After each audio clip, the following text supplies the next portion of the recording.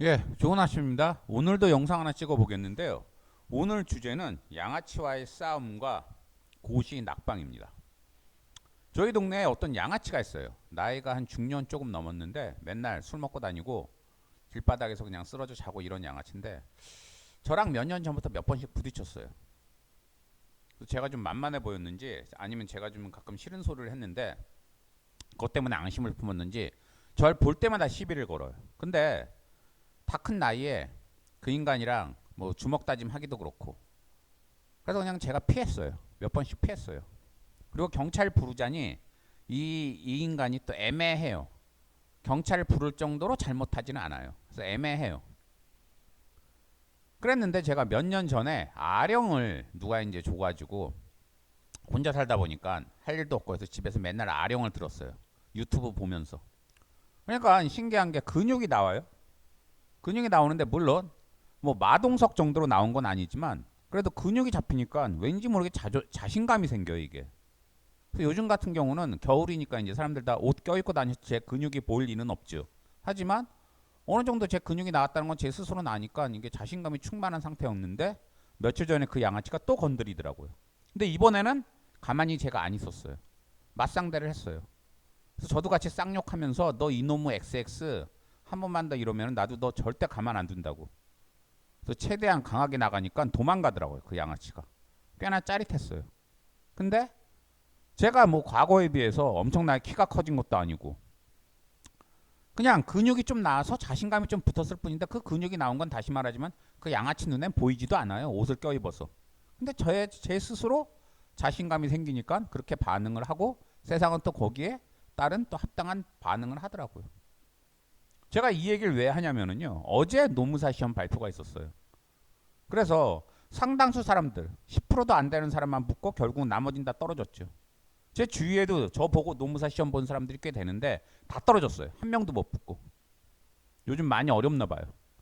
그래서 다들 굉장히 좌절하고 우울해하고 뭐 수험 기간을 완전히 그 인생 낭비한 것처럼 생각하던데 저는 전혀 생각이 틀려요. 우리 5천만 인구가 넘죠. 5,500만 인구인가 뭐 그럴 텐데 그 중에 진짜 어려운 책 제대로 읽고 이해하고 암기해서 특히 고시류 시험 1년에 한 번 보는 논술 시험 이런 거 준비해 가지고 시험장까지 가서 시험 보고 오는 사람이 몇이나 될까요? 얼마 안 돼요. 10만 명이 채 안 돼요. 10만 명이.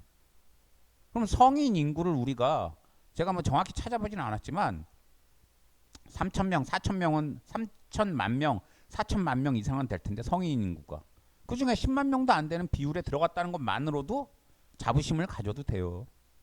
자부심을 가져도 돼요. 이른바 8대 고시라는 거 응시생 다 합쳐도 10만 명이 안 된다고요, 지금. 그래서 저 같은 경우에 대학 때 저는 이제 고시류 시험은 제 체질이 아닌 걸 제가 옛날부터 알았어요. 대학 때도 제가 고대 나왔는데 제가 대학 다닐 때도 고시하는 친구들이 꽤 있었고 특히 고대가 고시를 많이 하니까 주변에 그런 사람들이 많았는데 친구들이 꼬시더라고요. 같이 고시하자고 고시 준비하자고. 그래서 저는 안 한 스타일 아니야. 그래서 거부했어요. 근데 그때 제일 유명한 책이 곽윤직 교수의 민법 총칙이었어요. 그러니까 모든 고시의 기본은 요즘도 그렇겠지만 민법 총칙이잖아요. 근데 특히나 그때는 그 서울대 곽윤직 교수의 민법 총칙이 거의 그냥 바이블이었어요. 바이블 성서처럼. 그래서 제 친구가 곽윤직 교수 민법 총칙을 보면서 좀 들여다보고 결정을 하래요. 그래서 한 시간 쭉 봤어요. 뭔 소리인지 하나도 모르겠더라고요, 진짜. 그래서 바로 던져버리고 나는 절대 고시랑 맞지가 않는구나. 그래서 수십 년간 고시는 꿈도 안 꾸다가 전에 다른 영상에서 말한 것처럼 이런저런 사고 당해서 제가 어쩔 수 없이 청춘 다 날리고 중년이 돼서 사회에 나오니까 너무 아무 경력도 없고 하니까 사람들한테 무시당하고 하는 게 열이 받아서 뭔가 자격증이라도 따자 그러다가 노무사를 알게 돼서 노무사가 된 거예요. 저는 그런 피치 못할 사정이 아니었으면 저는 절대 고시류 시험 논술 시험 응시를 안 했을 거예요. 그래서 제가 이 영상을 찍는 이유는 꼭 노무사뿐만 아니라 뭐 세무사, 회계사, 뭐 변호사, 간평사 많죠. 그런 고시류 시험은 붙는 사람 10%도 안 돼요. 어차피 5%, 2% 정도 돼요. 나머지는 다 떨어져요. 그럼 나머지 다 떨어진 사람들은 인생 낭비한 거냐? 전 그렇게 생각 안 해요. 아까도 얘기한 것처럼 아무나 그런 시험 응시하고 또 중요한 거는 상당수 사람들은 그 1년을 못 버텨요. 최소한 1년을 필요하잖아요. 최소한. 좀만 좀 하다 보면 2, 3년 금방 가고 그 기간을 못 견뎌요. 돈이 있어도.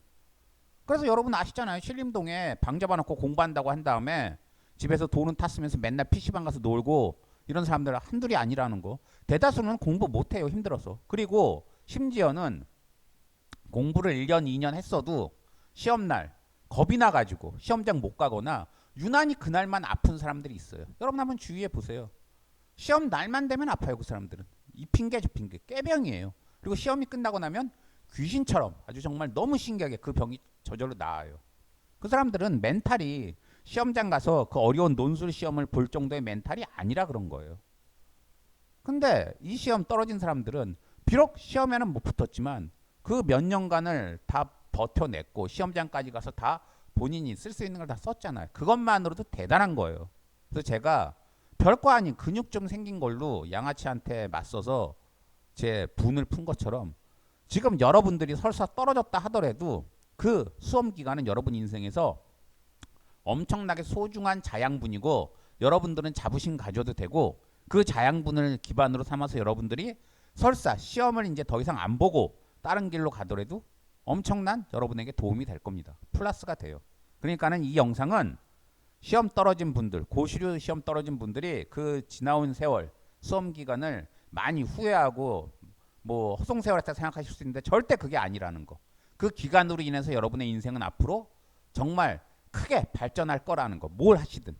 그 자신감을 드리려고 자부심을 가져도 된다는 말을 하고자 이 영상은 찍어 봤습니다. 그러면은 좋은 하루 되시고 예, 활기찬 그 하루 되십시오. 감사합니다.